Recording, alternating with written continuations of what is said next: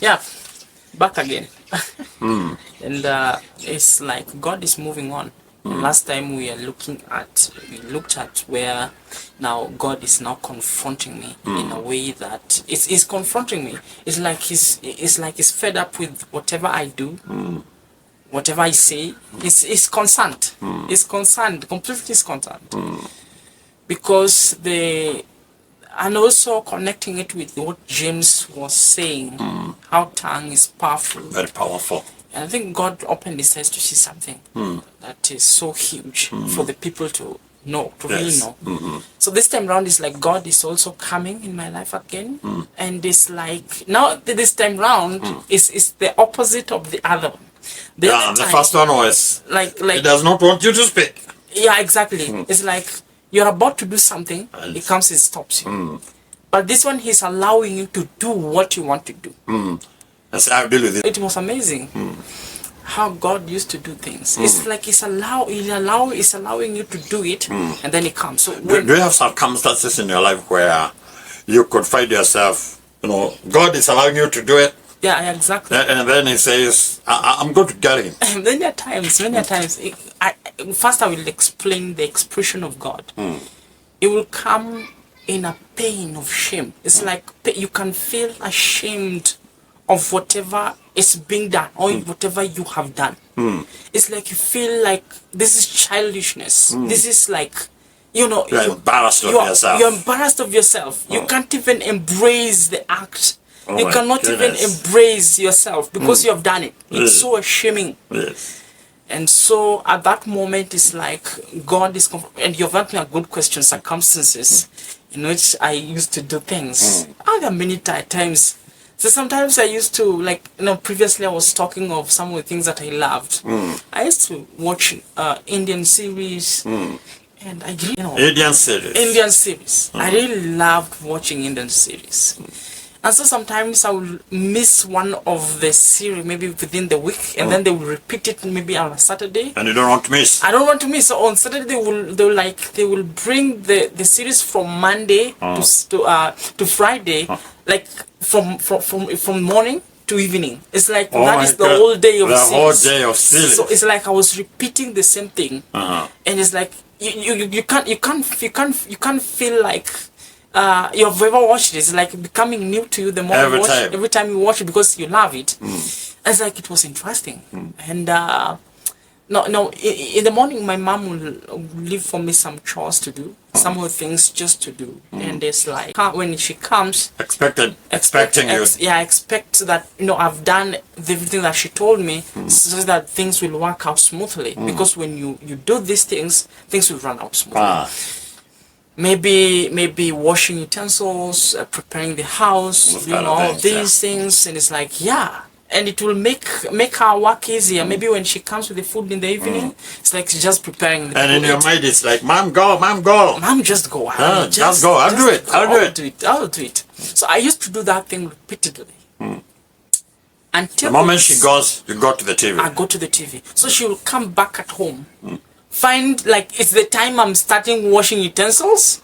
In the evening. Yeah, exactly. After the series are over. Exactly. It's the time when I'm trying now to prepare the house. It's like it's mess all over. And it's like, where have you been all the day? Where have you been, my son? What is this? The whole day. The whole day. I left you in the morning to do this, but it's like you're now starting when you think I'm coming back.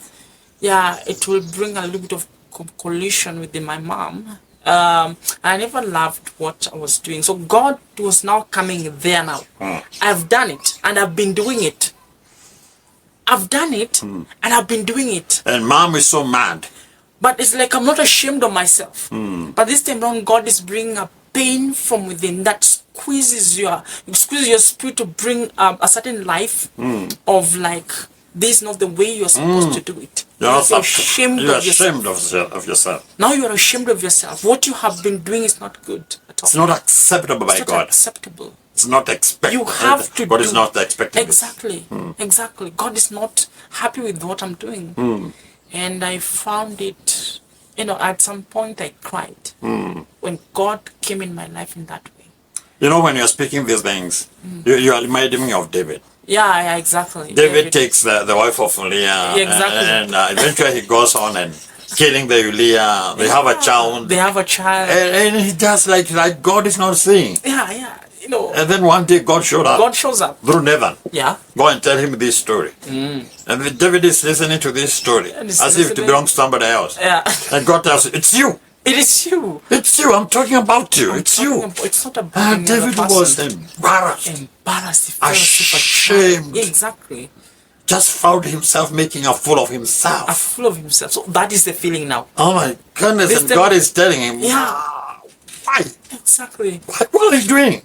So God is able to make me feel. Not now the speaking, not now the voice, not now the northern. The feeling. Now it's coming in the feeling to make you feel what he feels. Oh my That goodness. is something so powerful when God comes to you to make you feel what he feels. Very powerful. When God comes to you and it makes you feel what he says, stop. It's like he's saying stop in heaven, but you feel that stop in your heart. Oh my goodness. That's powerful. What you are doing is wrong. It's a shout. It's It's a shouting. shouting from heaven. You feel that in your heart. There's a heartbeat of God in your heart, and you're able to move in the direction of God. That is something powerful. That's powerful. It's like, I think that the story that you've given is, you can go and check that story. It's an interesting story. But, Yeah, but Nathan, and it's like Nathan is able to.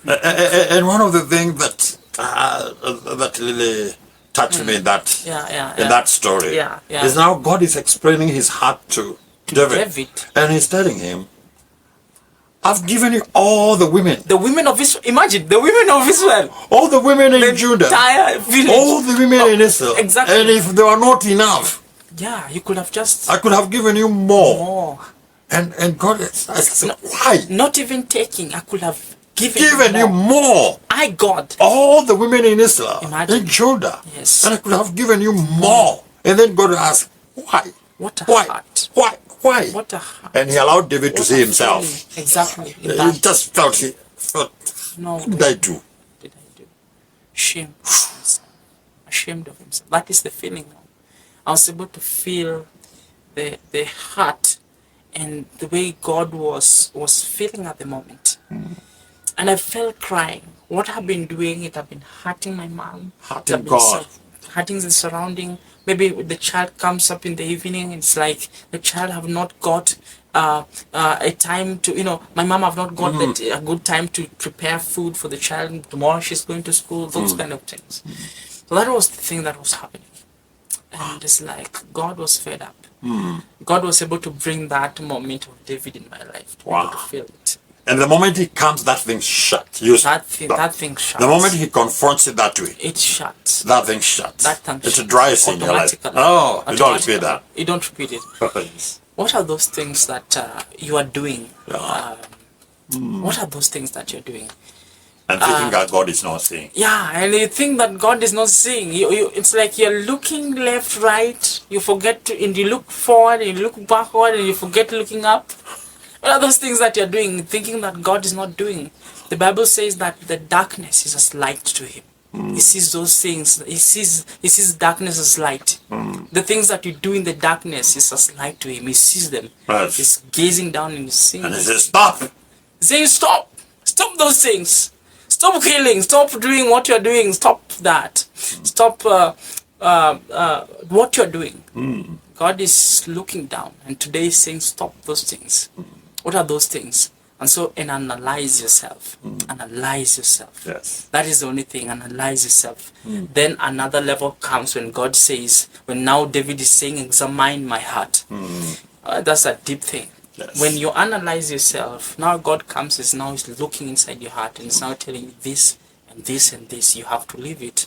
This, and the moment God speaks of those things, they are automatically like disappearing because God is when he speaks one word brings a change. And God also looking for the response. Yeah, exactly. David responded by humbling himself. How we respond to God matters. And God forgave him. When you listen to that verse, God forgave him. Because of his response. Because of the response. I've sinned against God. Yes, exactly. If that thing can come to us, that I've sinned against the God of heaven, the God who created heavens and the earth, then he forgives us. Yes. If you know that thing that you're doing is wrong, And you come before God and you say, God, please forgive me. I've done it wrong before you. Yes. That is the moment healing. That is the moment you're being set free by God. And then let me tell you something. There is so power in sharing out.